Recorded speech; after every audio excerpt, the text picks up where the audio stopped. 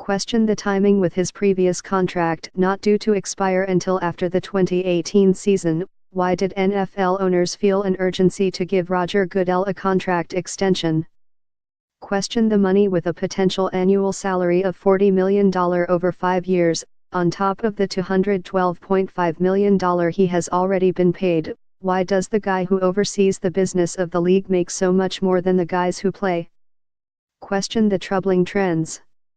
With declining television ratings, fan and sponsor backlash over player protests during the national anthem and concerns over the lingering effects of concussions, plus the disproportionately harsher player punishments for marijuana use versus domestic violence, why entrust the NFL's future to someone who has had so many problems on his watch?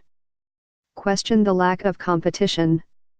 With a $14 billion per year business at stake and the current collective bargaining agreement with players due to expire in 2021, why not see if there was at least one other person who might have been better qualified than the one in charge for more than 11 years? Question it all, because it's all worth questioning.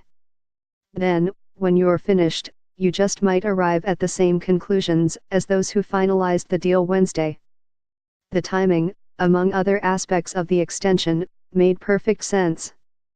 And the league could, in fact, do worse than stick with Goodell as its commissioner through 2023. Jerry Jones, the Dallas Cowboys owner and loudest critic of lavishing more millions on Goodell, might not agree. He wanted to put a halt to the negotiations and went as far as to threaten a lawsuit if he didn't get his way.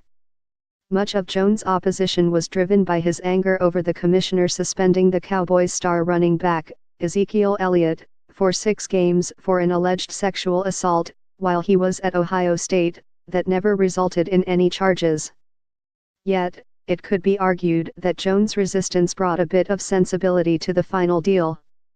His complaints about Goodell's track record and pay no doubt helped convince the 6 members of the NFL's compensation committee to construct an agreement that, according to ESPN, is heavy with bonuses and incentives, upwards of 85% on top of a base of single-digit millions. To continue making the sort of money he received from his previous contract, Goodell must keep the league's prosperity at the stratospheric levels the owners currently enjoy.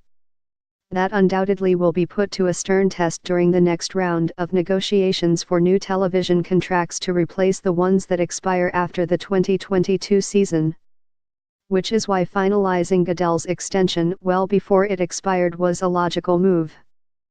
Getting it out of the way would give the owners certainty that they wouldn't have a disgruntled Roger Goodell thinking about himself and his contract at a time when he should be thinking about them and engineering a contract that's going to pay the owners even more than it's ever paid in the past. Rick Burton, a David B.